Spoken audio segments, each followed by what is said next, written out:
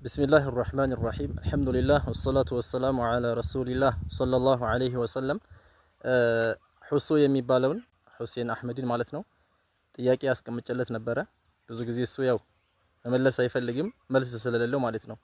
እና እስኪ አሁን ጠየቅኩት ላይ ይህንን ቪዲዮ አይተን እንመለስ። ከአላህ ውጭ ሌላን አካል ካልተጣራ ሙታንን እንዴት ነው ሰው እንደገና ወደ ባዕድ አምልኮ የሚመለሰው? አንዱን አምላክ አላህን ብቻ ነው መጣራት ያለብን። ሸህ ነው ወልይ ነው ገለመዴ ተብሎ ማንኛውንም ሰው መጣራት በፍጹም ተገቢ አይደለም። አላህ ስብሐነሁ ወተዓላ ከልክሏል። ወላ ተድዑ መዐ አላሂ አሐዳ፣ ከእኔ ከአላህ ጋር አንድንም ሰው እንዳትጣራ አለ። መርሐባ።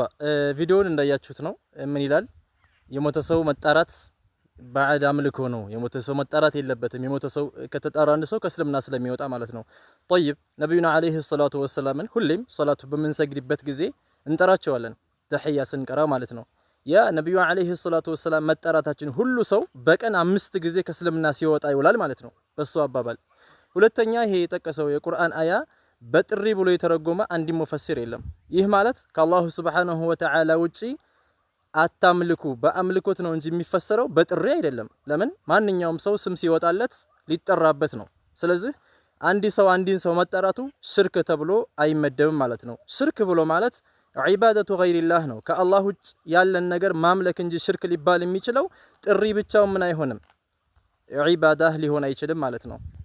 ሁሱ የምትባለው ሰውዬ በዚህ አጋጣሚ እባክህ ተማር። ሁሱ እውቀት የለውም፣ ጃሂል ነው። ምንም የሚያውቀው ጉዳይ የለም። አወቅኩ የሚለው በአማርኛ የተጻፉለትን እያነበበ አዋቂ ይመስላል እንጂ እውቀት የለውም። ንግግሮቹን ሁሉ መከታተል እንችላለን። በጥቅሉ ወሃቢያዎች የሰለፎችን ኪታብ አያውቁትም የምንለው በምክንያት ነው።